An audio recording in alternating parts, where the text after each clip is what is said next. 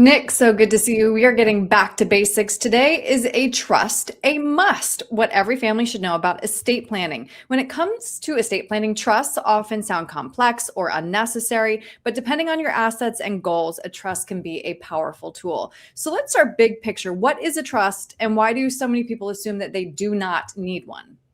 Yeah, so, at a very high level, a trust is just simply a tool for managing and transferring assets for the family's wishes and for your wishes to go down to that next generation.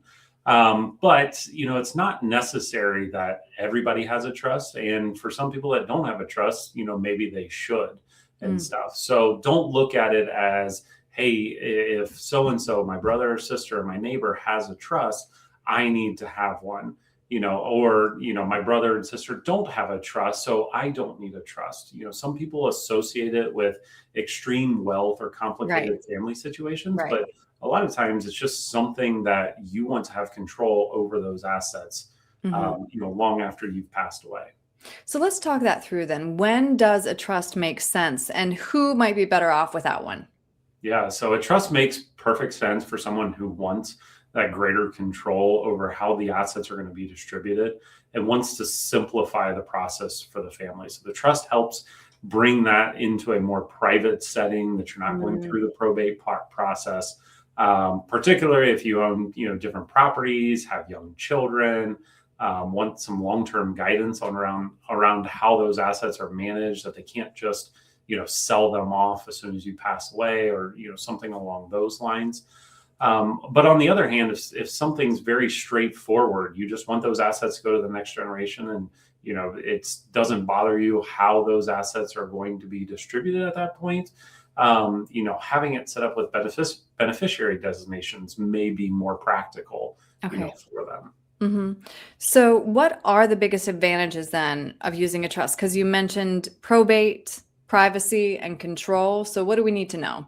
Yeah, that efficiency of the trust, that privacy of the trust, and then the intentions, of it too, I think are three big, pieces to that. So first, those assets that are properly funded inside of the trust are going to help, bypass the probate process. And I use that word, pretty freely with probate. Some people cringe at it and think, oh, this is just one long drug out process. And really it's just the court's way of deciding, how your assets are going to be laid out. Mhm. And your will is created to basically instruct that probate court, to go about doing that in a public fashion. Mhm. The trust, are going to be private. So unlike the will, that does become public during that probate process, if somebody's not the beneficiary, of the trust, they're not going to find out about, what's going on inside of that trust, unless if some other beneficiary is giving them that information. It's very Interesting. private.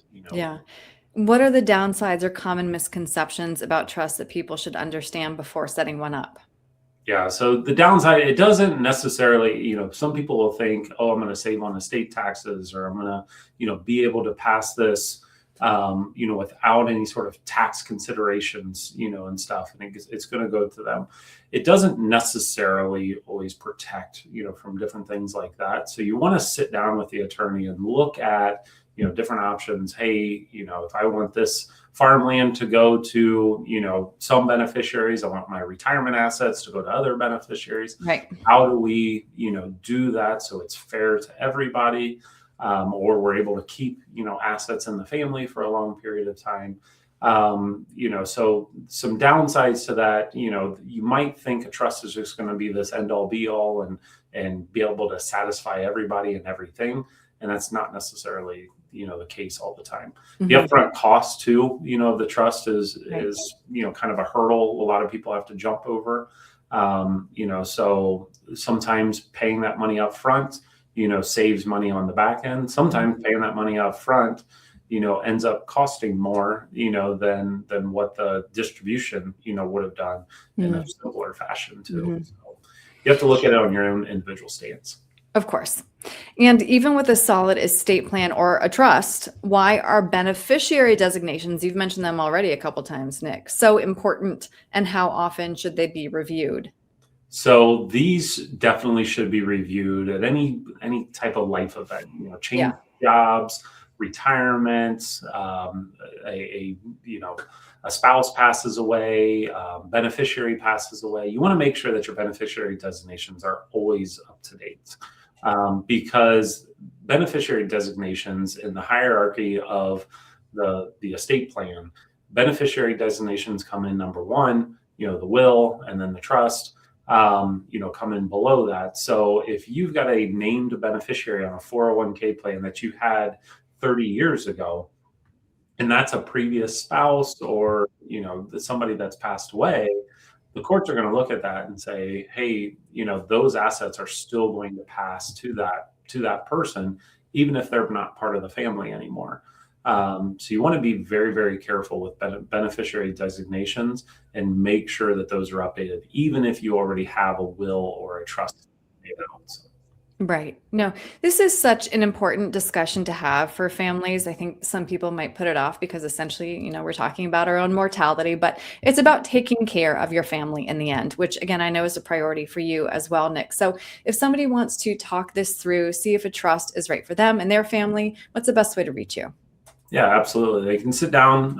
We can go over some basic topics with us, and obviously they're going to be talking to an attorney to do any of these documents. But they can reach out online, ewgretired.com, or you can give us a phone call. Our phone number is 937-498-1128, and we can sit down and talk from there as well.